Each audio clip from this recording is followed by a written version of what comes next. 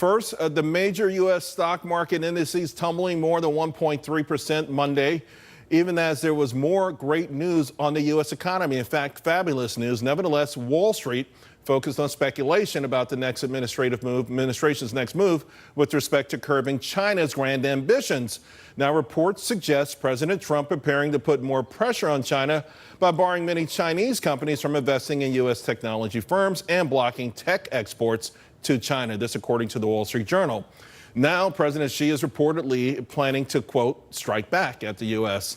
So while we await the next rhetorical salvo, the administration really needs to get its troops together and put out a cohesive message to counter China and the globalists that like things the way they are now.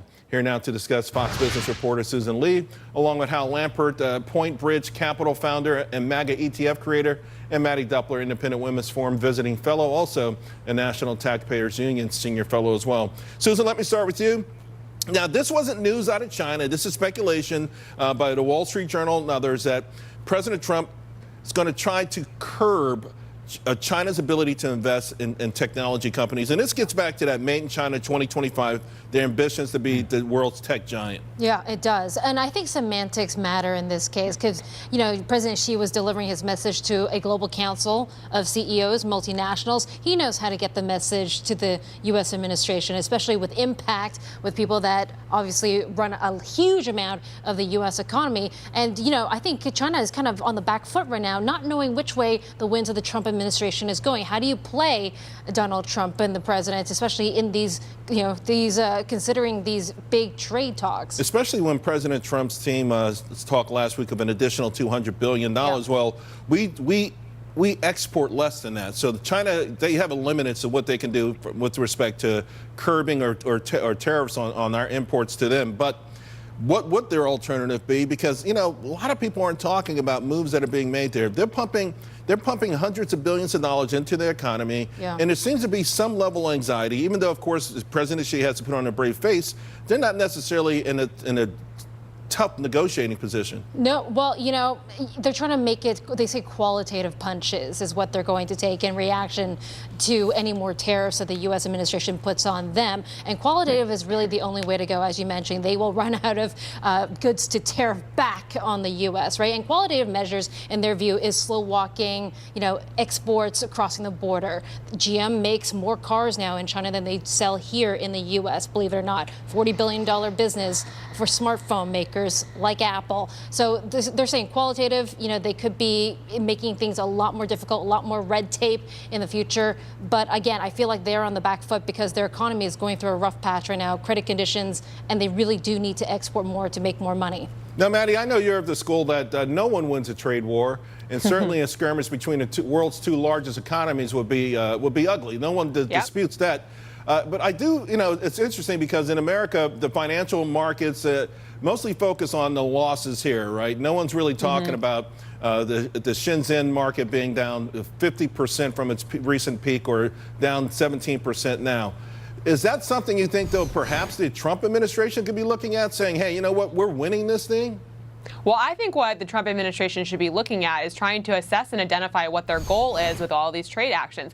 You know, this is a good point that was made earlier, which is let's look at what China is. China is, at its core, a central planning, nationalized economy. They have their government involved in every single aspect of that economy. They don't have any concept of free enterprise and free markets like we do here. So we know that fundamentally we have the capacity to grow and to outstrip China's growth because we have the mechanics that are right. Now, we run the threat of potentially undermining that if we implement policy that hurts China but hurts the United States more. We need to make sure that whatever we're doing, if the goal is to put pressure on China, it doesn't similarly put pain on American businesses and stop the growth that's being fueled here. After tax cuts and deregulation that the Trump administration is undergoing, we have an open for business side in the United States. We need to continue to foster better capital formation here in order for that to continue. How would you make of that? Is it the idea of a Pyrrhic victory, you know, in a place where, you know, we're the fastest, best growing economy in the world right now? Some are saying, why jeopardize that? Well, Charles, I don't think people understand how massive the theft that's going on from China, the pillaging that's going on right now. The people that are nervous about what President Trump's doing simply don't understand it. This is an espionage that we have not seen ever in the history of the country.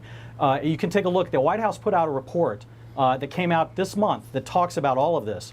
They are stealing our IP on an unprecedented level. They're doing it with hundreds of thousands of people around the world that they're using to do this. They have 100,000 people in China right now. All their job is to do cyber theft around the world. They've got 40,000 people that are outside of their country that are doing economic espionage. Right. There are 300,000 Chinese people in the United States right now that are at our universities, our labs, our companies, and many of them, not all of them, but a number of them are actively trying to steal things for the People's Republic of China. Why then are the biggest brains on Wall Street, why are the globalists, if you will, why aren't they acknowledging this much? And, why are we reading stories about the losses of small industries or small businesses? What do you make of that? I mean, is it just that the globalists don't care who wins because they're going to benefit from it?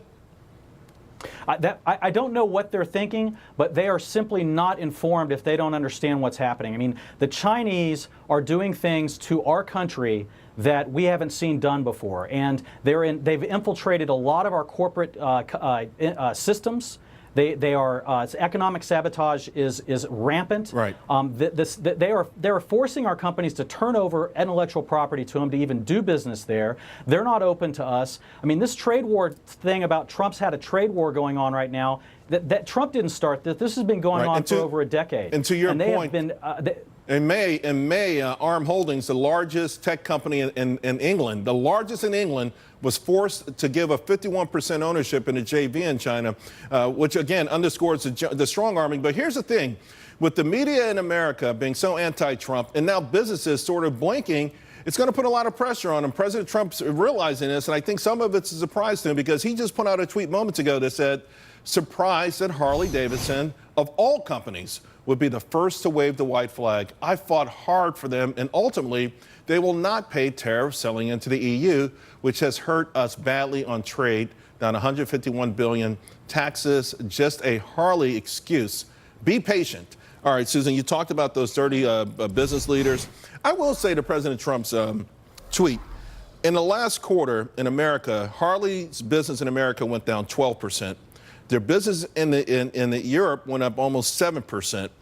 And this trend has been going on for a long time. So logically, it would make sense that they would move some manufacturing closer to their fastest growing economy or the fastest growing market, maybe using the tariff as a way of not acknowledging what's happening in America. I think it's not really a great deal because they did meet with President Trump, and I thought there was a good relationship building there. So you think it's strategic, basically, for their business to be moving their production? What they didn't say is our business is falling apart in America, so we're going to try and build elsewhere, which is really the true story here. But they have to absorb the cost if you think about it, because they're saying that it's going to cost them more than $2,000 on each Harley bike that they now will have to sell into the European market. I don't think they can actually pass that on to the consumer, right? So if they move their factories, hire people in Europe, ultimately, I think they have to absorb the cost, don't they? Oh, no. My point is that they were going to move to Europe. I think they were going to have to move to Europe anyway. But I think this is a way of them avoiding having to acknowledge that their business is in trouble here in America, has been in some time. Maddie, I want to give you the last word because I didn't see today more as trade as more. I saw today more, and this is more what Hal was talking about, the administration trying to push back on Made in China 2025. Everyone should brush up and learn about this because it is a very ambitious plan to be the world's technology leader. And one of the ways they've gotten to this point is massive theft. We know that. And ultimately, it's not just about open markets, lower tariffs, but it's also about not stealing from us. And so how smart is it for at least the administration to stand up for that? I am not arguing that China shouldn't have to answer for its malfeasance. It absolutely should, and we should have strict policy in place that forces it to do so. However, we need that public policy to be clear and directed at the bad actors. Having different tweets and different spokespeople say different things about what our China policy is going to be doesn't help us actually get to the root of the problem. It confuses the message, and it allows for the bad actors to continue to work their malfeasance unabated. And that's bad for all Americans and for the global economy. And you know what? I'm with you 1,000%. That Mnuchin tweet made things 1,000. It was like throwing kerosene on a burning fire. It was just ridiculous. And everyone wants to tweet these days. There's only one person in the administration who should be tweeting, and even that's sometimes questionable. Even then, Charles, I'm not so sure. We'll leave it there. Thank you all very much.